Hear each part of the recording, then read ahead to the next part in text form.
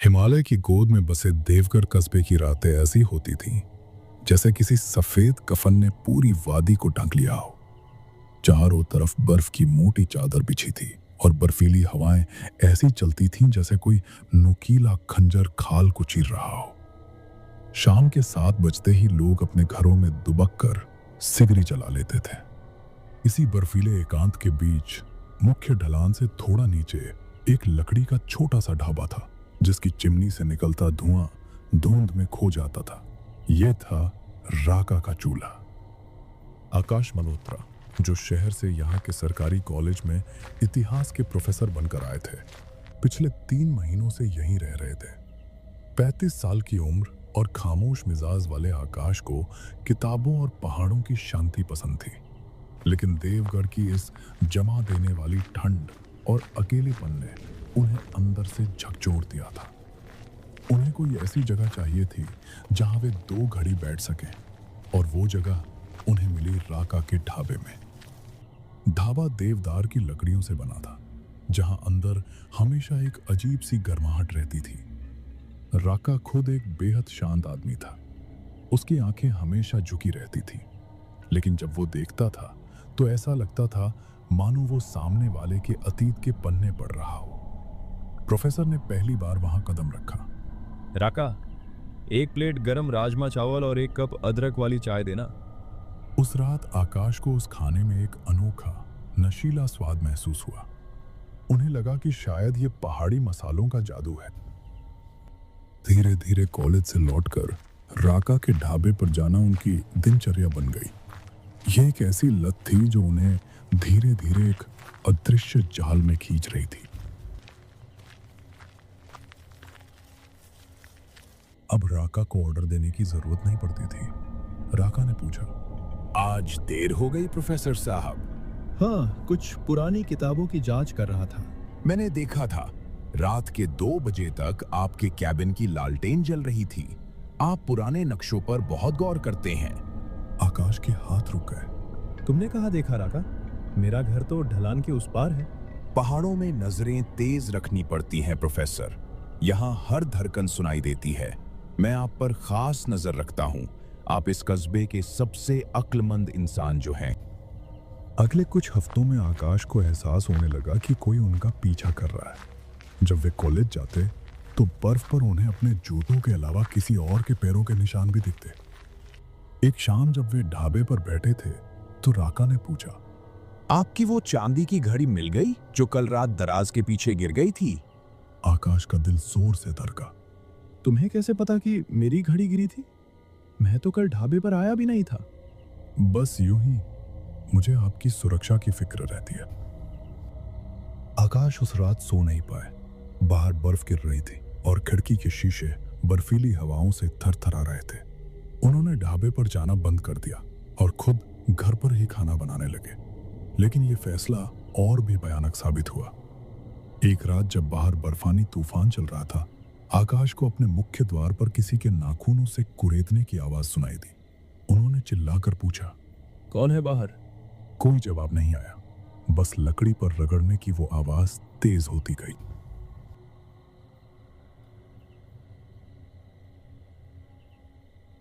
सुबह दरवाजा खोलने पर बाहर कोई नहीं था। बस बर्फ पर एक कागज का टुकड़ा पड़ा था जिस पर लिखा था, ठंड में अकेले भूख से मारना अच्छा नहीं होता प्रोफेसर। आप मुझे नाराज कर रहे हैं। खाली पेट शरीर जल्दी जम जाता है। डर अब उनकी रगों में बर्फ की तरह जमने लगा था। अगले दिन कॉलेज में एक चपरासी ने उन्हें एक टिफिन दिया। राका भाई ने भेजा है, बोले कि आज कड़ाके की ठंड है, ये खास शोरबा आपके लिए। आकाश ने मना करना चाहा, लेकिन भूख और राका के खौफ के बीच उन्होंने थोड़ा सा शोरबा पी लिया। उसे पीते ही उनके सिर में भयंकर भारीपन महसूस हुआ। जब उनकी आंख खुली तो खिड़की के बाहर चांद चमक रहा था और कमरे में कड़ाके की ठंड थी। वे अपने घर में नहीं बल्कि कॉलेज के लाइब्रेरी हॉल में थे। ब्लैक बोर्ड पर बड़े बड़े अक्षरों में लिखा था, प्रोफेसर साहब गहरी नींद सो रहे थे। अच्छा लगा। खिड़की खुली थी, बाहर बर्फ गिर रही थी और आप बिल्कुल मासूम लग रहे थे। आकाश समझ गए कि राका अब सिर्फ निगरानी नहीं कर रहा, वो उनके निजी जीवन के भीतर घुस चुका था। उन्होंने तय किया कि वे अगली सुबह पहली बस से देवगढ़ छोड़ दें। रात के 12 बजे उन्होंने अपना बैग पैक किया। जैसे ही दरवाजा खोलने के लिए हाथ बढ़ाया, बाहर से एक धीमी आवाज आई। प्रोफेसर, इतनी बर्फीली रात में कहाँ जाने की तैयारी है?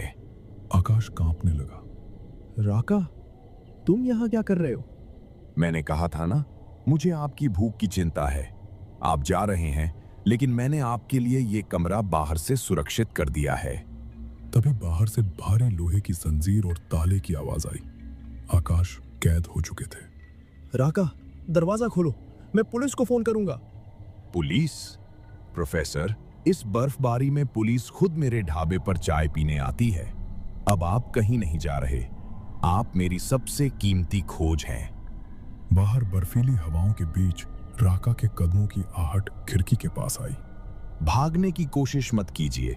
मुझे शिकार का पीछा करना थकवा देता है। मुझे शांत शिकार पसंद है। पता है, आज मैंने आपके लिए विदाई का खास खाना बनाया है। क्या क्या बनाया है? वही नशीला राजमा चावल प्रोफेसर, जिसमें मैंने थोड़ा सा अपना अर्क मिलाया है। आकाश को याद आया कि वह स्वाद जहर था जो धीरे धीरे उनके शरीर को अपंग बना रहा था। बाहर राका एक धातु की छड़ी से दीवार पर प्रहार कर रहा था। डरो मत प्रोफेसर, बाहर बर्फ बहुत गिर रही है। मैं बस अंदर आ रहा हूं ताकि हम साथ में आखिरी डिनर कर सकें। राका बाहर एक खौफनाक गीत गुनगुनाने लगा। सफेद बर्फ, काली रात।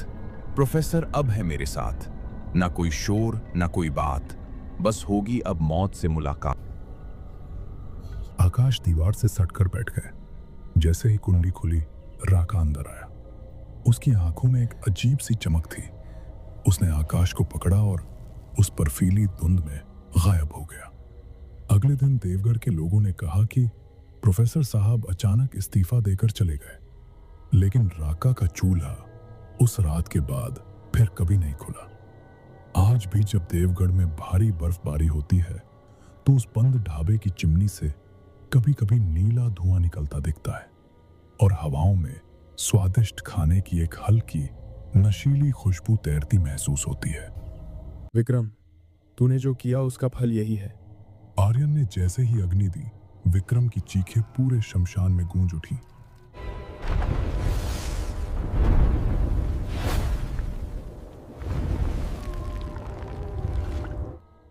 बर्फीले शमशान की रात, चारों तरफ बर्फ की सफेद चादर बिछी थी और हड्डियों को कंपा देने वाली बर्फीली हवाएं चल रही थी।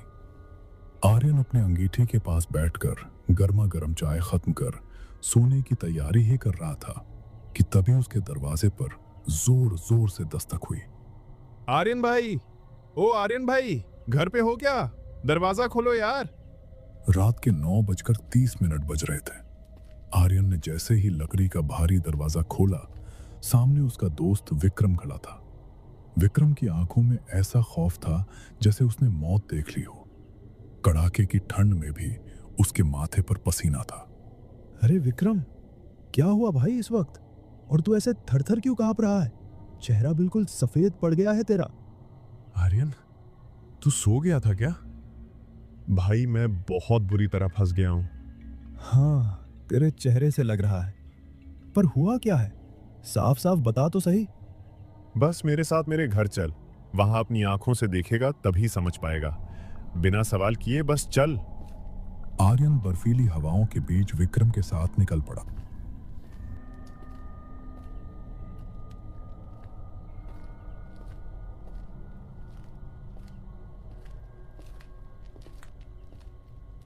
जब वे विक्रम के घर के आंगन में पहुंचे तो वहां का नजारा देख आर्यन के होश उड़ गए। लकड़ी के बरामदे के पास एक बुजुर्ग आदमी बर्फ में आधा धंसा हुआ पड़ा था। ये कौन है विक्रम? क्या क्या ये आदमी मर चुका है? हाँ भाई, यही तो वो मुसीबत है जिसके लिए मैं तुझे इस बर्फीली रात में यहाँ लाया हूँ। मतलब ये सच में गुजर गया? पर ये सब अचानक कैसे हुआ? भाई ठीक से बता ना। विक्रम कांपते हुए बोला। सुन, मैं रात का खाना खा रहा था, बाहर बर्फ गिर रही थी, तभी एक आवाज आई, घर पे कोई है? थोड़ा पानी मिलेगा? मैंने खिड़की से पूछा, कौन हो आप? इतनी ठंड में यहाँ क्या कर रहे हो? पर उसने बस पानी मांगा। मैं जैसे ही लोटे में पानी लेकर बाहर आया, देखा कि वो जमीन पर पड़ा था। पास जाकर देखा तो उसकी सांसें बंद हो चुकी थीं। विक्रम की आवाज डर से भर गई। अब मैं क्या करूं? यह आदमी कौन है? कहां से आया है? मुझे कुछ नहीं पता। अब इस लाश का मैं क्या करूं? भाई मुझे छोड़ दे, मुझे इस सब में मत घसीट। अरे भाई, ऐसे मत छोड़ मुझे। मैं तेरे पास इसीलिए आया था। इतनी रात को इस लाश का कुछ तो करना पड़ेगा, नहीं तो गांव वाले समझेंगे मैंने कुछ किया है। मैं फंस जाऊंगा। आर्यन ने कुछ देर सोचा और फिर बर्फ की तरफ देखते हुए बोला, देख विक्रम, एक काम कर सकते हैं। हमारे गांव के उस पार जो नीला सन्नाटा नाम का पुराना शमशान है, जहां अब कोई नहीं जाता, वहीं ले जाकर इसे जला देते हैं। पागल हो गया है क्या? इतनी बर्फबारी और कड़ाके की ठंड में वहां? वो जगह बहुत खतरनाक है भाई। देख, तूने मशवरा मांगा, मैंने बता दिया। अब क्या करना है ये तू तय कर। मुझे घर जाना है, सुबह जल्दी उठना है। भाई, तू कितना स्वार्थी है। इस हालत में मुझे छोड़ के जा रहा है। अच्छा चलो चलो चलता हूं, पर कुछ इंतजाम करना होगा। घर चलो एक बार। जैसे ही वे गाड़ी लेने के लिए मुड़े, आर्यन चिल्लाया, अरे ये क्या? वो बुजुर्ग कहाँ गए? लाश कहाँ गायब हो गई? क्या? अभी तो यही थी। लाश अपने आप तो भाग नहीं सकती। दोनों बदहवास होकर बर्फ में पैरों के निशान ढूंढने लगे। सब जगह ढूंढने के बाद जब वे वापस बरामदे के पास आए तो देखा कि लाश वहीं पड़ी थी, बिल्कुल वैसी ही। ये सब क्या हो रहा है भाई? अभी यहाँ कुछ नहीं था। लगता है बर्फ की वजह से हमें वहम हुआ। छोड़ ये सब, तू यहीं रुक, मैं अपनी बैलगाड़ी लेकर आता हूं। ध्यान रखना कि ये वापस गायब ना हो जाए। आर्यन बैलगाड़ी लेने चला गया। विक्रम वहां अकेला खड़ा था। बर्फीली हवाएं साए साए कर रही थी। अचानक उसे लगा जैसे वो लाश उसे ही देख रही है। नहीं, मेरा वहम होगा। उसने खुद को तसल्ली दी। तभी उसे महसूस हुआ कि किसी ठंडे हाथ ने उसका हाथ पकड़ा है। उसने पीछे मुड़कर देखा। लाश के हाथ कांप रहे थे। तभी पीछे से एक भारी आवाज आई, मेरा क्रियाकर्म अच्छे से करना। मैं तुम्हारी तरह लावारिस नहीं हूं, तुम्हें तो पता है ना। विक्रम की चीख निकल गई, पर वो पीछे मुड़कर देख नहीं पाया। उसी वक्त आर्यन अपनी बैलगाड़ी लेकर आ पहुंचा।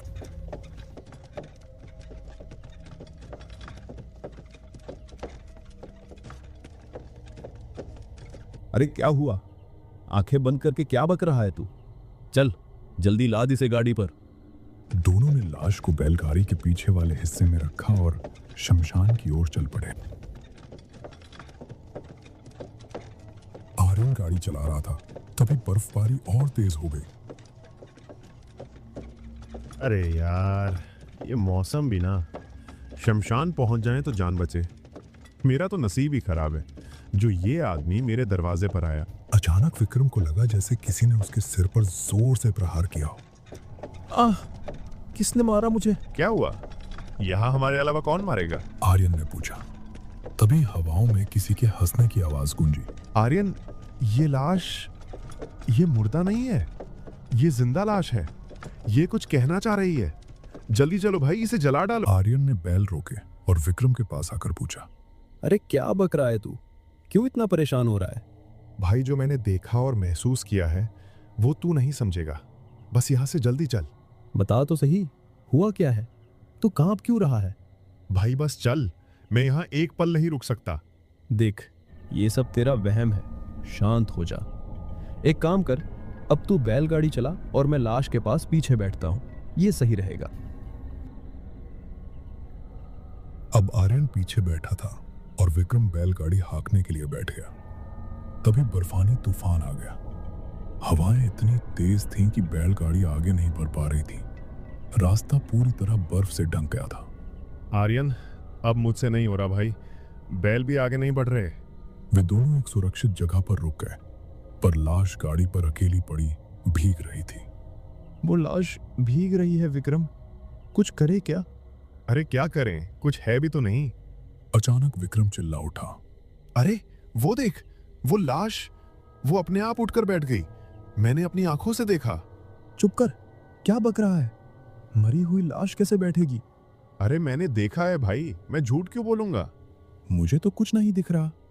देख, ये लाश तेरे घर के सामने मिली है, इसलिए तू डरा हुआ है। बस ये बर्फ गिरना बंद हो, फिर शमशान जाकर इसे जला देंगे। जैसे ही तूफान थोड़ा थमा, वे फिर से निकल पड़े।